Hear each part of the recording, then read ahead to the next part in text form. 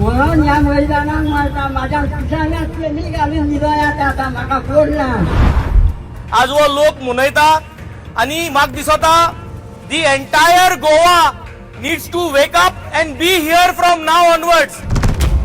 कित्याक जोरी तोरी हो लोधा प्रोजेक्ट आम्ही जे 39 एआचेर जे निषेध माताय पयलो हो जावन हो लोधा प्रोजेक्ट आणि हो जावन तेगे पेट प्रोजेक्ट. या लोधाक जोरी तोरी आमी गोंयसून भायर धरपाक शकनाय जाल्यार this is going to be the major defeat for Goans. हे जे झूज आहा 39 एआचेर this is not only related to Karapur but this is related to entire Goa. आज आमगेले लाखांनी जमीन एव्हरी डे आम्ही अवेअरनेस करताय. एव्हरी डे आम्ही प्रत्येक पंचायती वचून प्रत्येक ग्राम सभेक वचून आमी उलयताय. But the bigger picture is this. हो लोधा प्रोजेक्ट जो हजारांनी आणि लाखांनी स्क्वेअर मीटर जमीन तेमी अंडर 39A हडप करून आज हे करू सोदताय. न्याय मेळोंक ना. आमच्या कारापूरचो जो प्रोटेस्ट आहा तेका न्याय मेळोंक ना. सरकारान दखल घेवंक ना हेजी. गोव्यातील एका छोट्याशा गावातून सुरू झालेला संघर्ष आज थेट देशाच्या राजधानीत पोहोचलाय. कारापूर आणि सरवन या गावातील ग्रामस्थ गेल्या 100 दिवसांपासून एका मेगा रिअल इस्टेट प्रकल्पाला विरोध करतायत. राज्य सरकारविरोधात घोषणा देत आता त्यांनी थेट दिल्लीतल्या जंतर मंतरवर आंदोलन सुरू केलंय.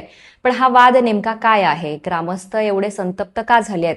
आणि हा प्रकल्प गोव्याच्या विकासाचा मार्ग आहे की पर्यावरणासाठी मोठा धोका? पुढच्या काही मिनिटात आपण हा विषय समजून घेऊयात. नमस्कार, मी संघवी राजवर्धन. लोकमतमध्ये आपल्या सगळ्यांचं मनापासून स्वागत. या आंदोलनाची सुरुवात झाली उत्तर गोव्यातील बिचोली तालुक्यातल्या कारापूर आणि सरवन या गावांमधून. इथं हाऊस ऑफ अभिनंदन लोधा म्हणजेच HOABL या रिअल इस्टेट कंपनीचा वन गोवा नावाचा मोठा लक्झरी टाउनशिप प्रकल्प प्रस्तावित आहे. कंपनीच्या आराखड्यानुसार सुमारे 53 ते 57 हेक्टर परिसरात 1000हून अधिक लक्झरी विला प्लॉट्स, पंचतारांकित hotel, club house, gym, restaurant आणि पर्यटकांना आकर्षित करण्यासाठी वेगवेगळ्या सुविधा उभारण्याची योजना आहे. कंपनीचा दावा आहे की हा प्रकल्प गोव्यात पर्यटन आणि गुंतवणुकीला चालना देईल. पण दुसऱ्या बाजूला स्थानिक ग्रामस्थांचा विरोध दिवसेंदिवस तीव्र होत गेला. या गावांच्या 7 वाडे 7 वाड्यांतून एकाय वाड्याक न्याय ना. तर तुमची भुरगीं आहा, बाळां आहा, सगळे आहा तुमच्या. तुम्ही त्या भुरग्यांक लागून तरी झोपून दवरूंक जाय का? तर तुम्ही एकटो झोपून दवरिना. एकटे गोळ्या खाल्ले आमचे. गदो व्हडलो दोंगर आमचो नाच करून दवरलो. बायलो आम्ही सगळी आम्ही बायलो आसा पळय न्हू ती जाणटी सुद्धा, जाणट्यांच्या वांगडा तेंची भुरगीं सुद्धा ही सगळी जाणां त्या प्रोटेस्टाक बसतात म्हणून.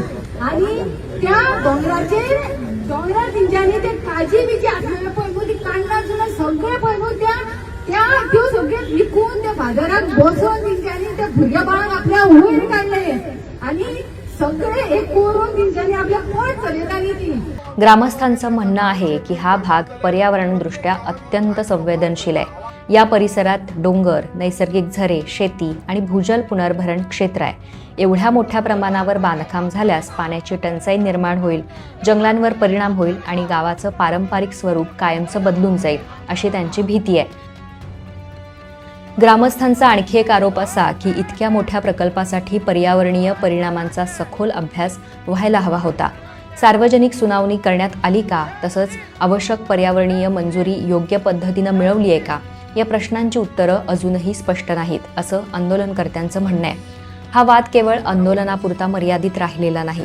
या प्रकरणी गोवा खंडपीठात याचिकाही दाखल करण्यात आली आहे. मंजुरी प्रक्रियेत नियमांचं पालन झालं का? पर्यावरणीय कायद्याचं उल्लंघन झालं का? यावर न्यायालयीन सुनावणी सुरू आहे. म्हणजेच हा प्रश्न आता रस्त्यावरही आहे आणि न्यायालयातही. दुसरीकडे हाऊस ऑफ अभिनंदन लोधा या कंपनीनं सगळे आरोप फेटाळून लावले आहेत.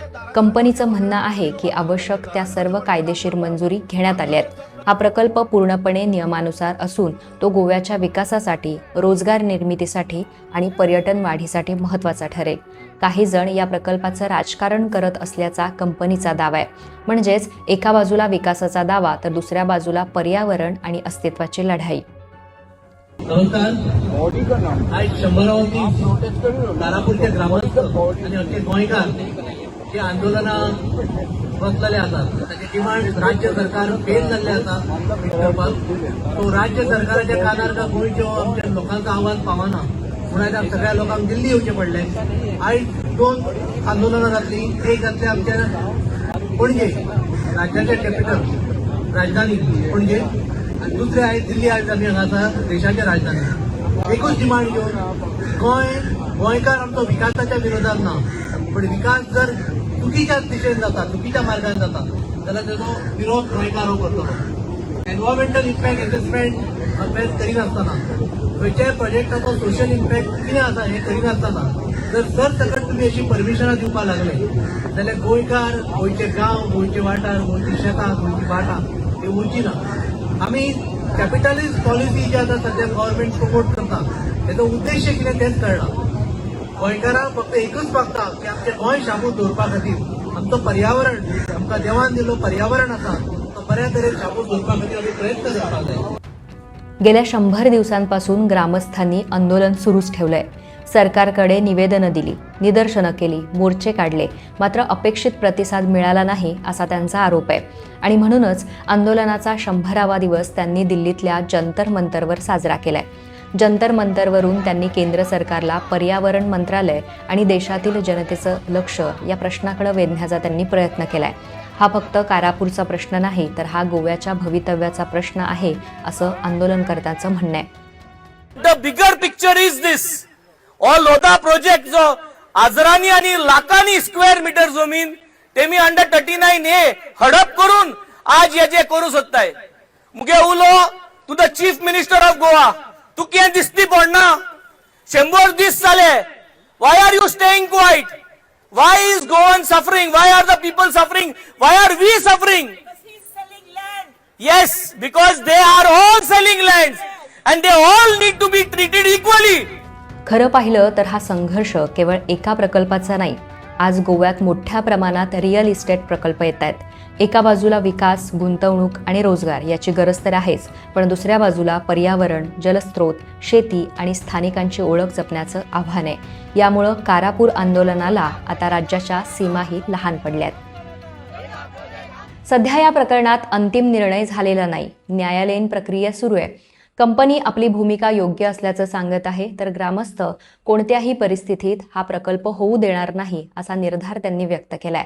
आता पाहायचं म्हणजे या आंदोलनाची दखल केंद्र सरकार घेणार का? न्यायालयाचा पुढचा निर्णय काय असणार आहे? आणि सगळ्यात महत्त्वाचं म्हणजे विकास आणि पर्यावरण यामध्ये समतोल साधला जाणार का? हे पाहणं आता गरजेचं आहे. या संपूर्ण प्रकरणाबद्दल तुमचं मत काय नक्की आम्हाला कमेंटमध्ये सांगा. तसंच इतर बातम्यांसाठी आमच्या लोकमत गोवा या यूट्यूब चॅनलला सबस्क्राईब करा. तसंच फेसबुक आणि इंस्टाग्रामला सुद्धा फॉलो करा.